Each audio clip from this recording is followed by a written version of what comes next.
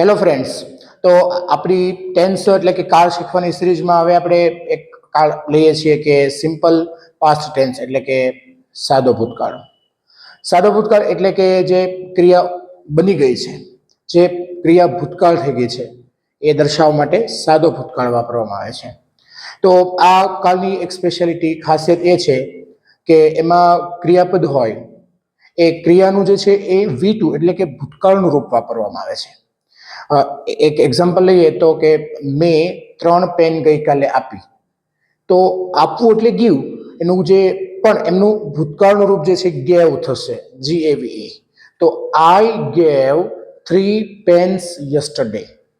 તેઓ અહીં 5 દિવસ પહેલા આવ્યા. ધે કેમ હિયર 5 days ago. કેમ શું કામ? તો કમ જે છે એટલે આવું એનું ભૂતકાળનું રૂપ જે છે કેમ, CAME થશે. હજી એક એક્ઝામ્પલ લઈએ તો કે તેના મિત્રએ મને ઘણા બધા પુસ્તકો આપ્યા. તો હિઝ ફ્રેન્ડ ગેવ મી સો મેની બુક્સ. અથવા ગિફ્ટ હોય તો હિઝ ફ્રેન્ડ ગિફ્ટેડ મી સો મેની બુક્સ. તો ગિફ્ટેડ અને ગેવ એ V2 દર્શાવે છે. તો આ રીતે આપણે ભૂતકાળ અને ખાસ કરીને yesterday, last month, 3 days ago, before 3 o'clock જેવા વર્ડ્સથી જે છે એ આ કાળ વધારે ઓળખવામાં આવે છે. ઓકે, તો વર્ડ છે ગાર્નર, GARNER.